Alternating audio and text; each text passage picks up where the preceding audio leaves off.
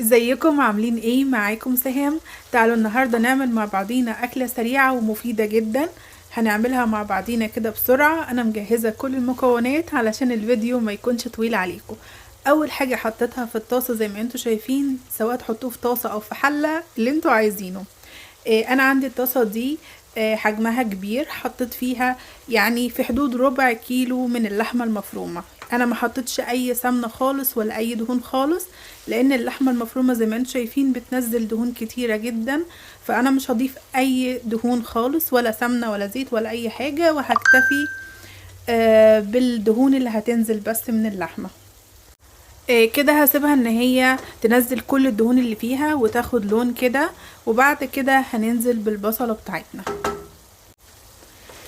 كده خلاص نزلت كل الدهون واتغلفت تماما. عندي بصلاية صغيرة قطعتها قطع مكعبات بالشكل اللي انتوا شايفينه ده، وهبدأ اضيفها مع اللحمة المفرومة. احنا عندنا في مصر بنعملها باللحمة العادية، قطع لحمة عادية خالص، وبنسبكها عادي وبنحط لها رز وكل حاجة. بس انا حبيت اعملها طبق مختلف، بحيث ان هو يكون كله على بعضه كده مفروم، يعني لحمة مفرومة والسبانخ هقطعها واحطها عليها، والرز كمان هحطه عليها، بحيث ايه تتاكل كده بالمعلقة على السريع. يعني مش هتبقى محتاجة عيش لان هي اصلا فيها رز. فعلشان كده انا حبيتها ان هي تكون اكله كده سريعه مغذيه، هتشوفوها معايا. هسيب كده البصله ان هي تاخد لون وتتحمر كويس، وبعد كده هنضيف الرز بس لما البصله تتسبك شويه وتتحمر وتاخد لون حلو كده. زي ما انتم شايفين البصله اخدت لون، وكمان اللحمه المفرومه برضو اخدت لون. طبعا هنهدي عليه النار شويه، وبعد كده هنزل بالرز. ده رز اللي هو جاسمين رايس. اي رز عندكم تحبوا ان انتوا تضيفوه ضيفوه. انا حطيت الكميه اللي انتوا شايفينها دي. هيبدأ بس يتحمر معاها وياخد لون برضو كأننا بنعمل رز عادي. بنقلبه شوية، ولو احتاجنا نحط يعني قطعة زبدة، نحب نحط زيت نحط. بس انا برضو لحد دلوقتي شايفة ان الدهون كتيرة اللي نازلة من اللحمة المفرومة. لو انتوا اللحمة المفرومة مش منزلة دهون بالشكل ده، خلاص بلاش، يعني حطوا زيت او سمنة. لو منزلة بلاش بصراحة تحطوا، علشان ما يبقاش كتير يعني. طبعا لو حابين تعملوها باللحمة العادية برضو هتكون بنفس الطريقة. هتشوحوا اللحمة في الاول، بعد كده البصلة تنزلوها عليها، او البصلة الاول بعد كده اللحمة براحتكم. وبعد كده بتضيفوا الرز زي كده، او ممكن الرز كمان تحمروه لوحده في حاجة لوحده، وبعد كده تضيفوه عليها. في ناس بتعمل الرز لوحده بعد ما تسبك السبانخ وكل حاجة، تبدأ ان هي تحط الرز، لان اللحمة بتكون قطع كبيرة فبتطيب بعد يعني فترة طويلة شوية، علشان الرز ما يتهراش بيتحط في الاخر. لكن انا عشان اللحمة دي مفرومة فكده كده هتطيب بسرعة، علشان كده انا حطيت الرز مع اللحمة. هي بس هيتحمروا مع بعضيهم وياخدوا لون، وبعد كده هضيف السبانخ برضو عليهم. انا بحب اضيف السبانخ عليهم علشان تتشوح كده معاهم وتاخد طعم اللحمة، وتاخد طعم كمان التشويحة الحلوة بتاعة البصل. مش بضيف برضو التوابل دلوقتي، مستنية على التوابل هوريكم هنضيفها امتى. هنسيبه كده ياخد لون الرز، وبعد كده هرجع اوريكم هعمل ايه. تمام كده زي ما انتم شايفين الرز اتغلف معانا، وكمان اللحمة المفرومة يعني اتحمرت تماما. كده بقى انا همسك السبانخ. لو انتوا حابين تقطعوها صغير خالص قطعوها، حابينها ورق زي ما هي عادي. هي كده كده بتدوب اصلا وبتدبل، ففي الاخر ما بتلاقوش ان هي تكون كبيرة يعني. انا حطيتها هنا على قطعة الخضروات، وقطعتها كده خفيف بالسكينة.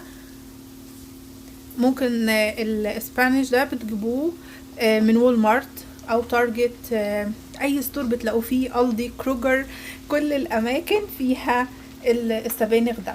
ممكن كمان لو بتحبوه يعني تجيبوه بكثرة من سامز او كاسكو، بيكون هناك بكميات اكبر وبيكون الكيس اكبر كمان لو هتعملوا منه كتير يعني.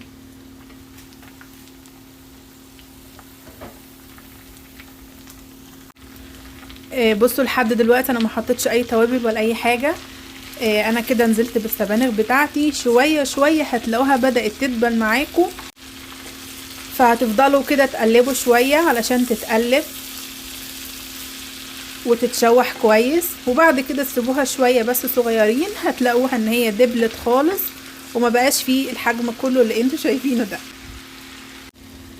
زي ما انتوا شايفين بدأت خلاص تدبل تماما. بصوا المنظر، يعني كانت مالية الطاسة دلوقتي ما بقاش فيه، وبقى ظهر خلاص الرز وظهر كمان اللحمة المفرومة. بصوا هنسيبها بس ان هي يعني تتحمر شوية حلوين، تاخد لون حلو كمان وتدبل اكتر. انا بحب انشفها عشان بيبقى فيها مية، بسيبها تنشف شوية حلوين. وبعد كده هننزل بقى بالطماطم وننزل بالتوابل بتاعتنا وكل حاجة. اكله زي ما قلت لكم سريعه جدا، كلها في طاسه واحده او في حله واحده، ومفيده جدا جدا جدا وخصوصا للاطفال. يعني احنا عارفين كلنا ان السبانخ فيها حديد، فاي حد بقى عنده انيميا وحاجات زي كده نحاول نعملها كتير، وبجد طعمها بيكون حلو بالطريقه دي، ان انتوا بتاكلوها بالمعلقه على طول. يعني احسن بكتير واسهل بكتير من ان احنا نعملها بلحمه، قطع لحمه. هنسيبها بقى برضو تتشرب الماء اللي فيها، وبعد كده هنرجع نضيف باقي الاضافات بتاعتنا. كده خلاص هي شربت، شايفين كده شربت كل المية اللي فيها، ما فيهاش خالص مية، وبرضو الدهون ما فيهاش كتير زي ما انتم شايفين اهو، بس هي يعني حواليها في دهون. فانا مش هضيف برضو لحد دلوقتي، مش هضيف اي سمنة ولا اي حاجة. انا كده هي تمام بالنسبة لي. هبدأ بس بعد كده اضيف الطماطم. الطماطم دي او الصلصة دي انا بجيبها من كاسكو، اللي هي بتبقى عاملة زي المعجون، مش اللي هي السايلة. بحط عليها بس شوية من المية وابدأ ان انا اضيفها. ممكن تحطوها في الاول بعد كده تضيفوا عليها مية، بس هي دي كانت نص علبة عندي، فانا حطيت عليها المية الدافية يعني وحركتها وحطيتها على الحاجة. هنبدأ كده نقلب، وهنضيف برضو مية دافية عليها. لو حابين تضيفوا صلصة كمان ضيفوا براحتكم، بس انا هضيف عليها شوية من المية كمان. هي صلصة كده كده كويسة، وهي عشان معجون صلصة، فعلشان كده هي هتكون تقيلة كمان.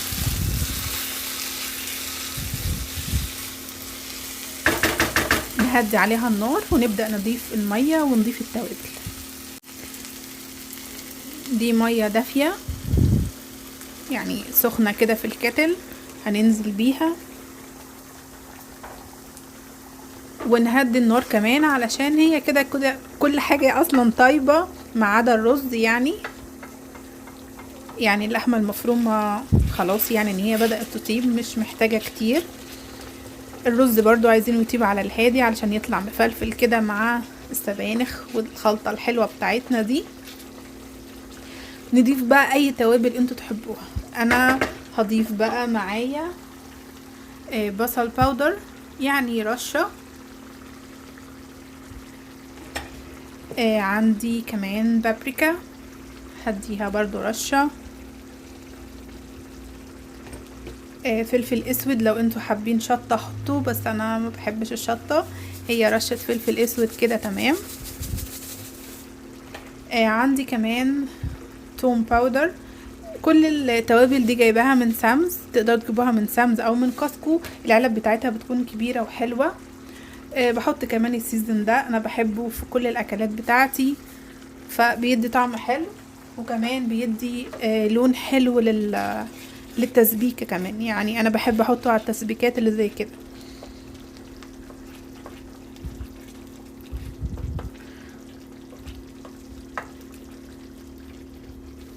طبعا ما ننساش الملح. لو عندكم كمان مرقة دجاج حطوا، مرقة خضروات او مرقة لحمة حطوا، الحاجات دي برضو بتدي طعم حلو. هنحط بس شوية ملح، ولو احتاجنا اثناء الاكل نقدر نضيف. ما بحبش برضو احط ملح كتير علشان الدنيا ما تبقاش حادقة بعد كده. طبعا الطماطم دي او الصلصة دي بتبقى زعقة، فعلشان كده انا بحط كمان نص معلقة من السكر. هحط كده نص معلقة صغيرة، يعني حاجة كده على طرف المعلقة، مش نص كامل يعني، لا ربع كده شوية، علشان تعادل الحموضة. لو انتوا عاملين طبخة كبيرة، الطبخة الكبيرة بتبقى محتاجة اكتر من كده، بتبقى محتاجة اكتر من النص معلقة. يعني انتوا ممكن تحطوا النص معلقة وتدوقوا، لو لقيتوا لسه فيه حموضة كده او زعقان في الصلصة ضيفوا اكتر يعني. بس انا كده هي تمام. هنبدأ نغطيها ونسيبها بقى ان هي تطيب مع بعضيها. لو حبينا نزود شوية صلصة تاني نزود، حبينا نزود شوية مية نزود، علشان ما تبقاش تقيلة، لان الرز ده بعد ما هيطيب هتلاقوها تقيلة عملت زي الرز كده. فممكن نضيف شوية من الصلصة كمان وشوية من الطماطم كمان. تمام كده، انا ضفت شوية من الصلصة يعني معلقة كده، وضفت شوية كمان من المية. هسيبها بقى تطيب مع نفسها خالص، يعني مهدية عليها النار بس على الوسط مش على العالي، وهسيبها بقى تطيب مع نفسها تماما. وبعد كده هوريكم الطبق في الاخر هيبقى عامل ازاي. تعالوا كده نشوف بعد ما سيبناه يطيب مع نفسه. شايفين الرز نفش وطاب، كل حاجة طابت اهي زي ما انتم شايفين. بصوا شكلها صراحة تحفة، والريحة تحفة تحفة تحفة. تعالوا كده نغرف وناكل وندوق كده مع بعضينا. شكله بجد حلو قوي وريحته حلوة، ريحته حلوة جدا. تعالوا كده نغرف في الطبق واوريكم شكله عامل ازاي. تعالوا كده نغرف في الطبق علشان نشوف شكله بقى وطعمه هيكون عامل ازاي. انا بجد الريحة بتاعته تحفة حلوة جدا، فاكيد يعني طعمه هيكون حلو زي الريحة بتاعته. اتفرجوا بقى معايا على الحلويات. شايفين شكل الطبق؟ تسبيكة لونها حلو وكمان ريحتها حلوة. وتعالوا بقى ندوق مع بعضينا الطعم نفسه عامل ايه. بصوا بقى المعلقة بيكون جواها ايه، بيكون جواها الرز والتسبيكة وكمان السبانخ وكمان اللحمة المفرومة متقطعة جواها. تعالوا كده ندوق ونشوف. هو سخن قوي بس بجد طعمه تحفة تحفة تحفة، جميل جميل جدا.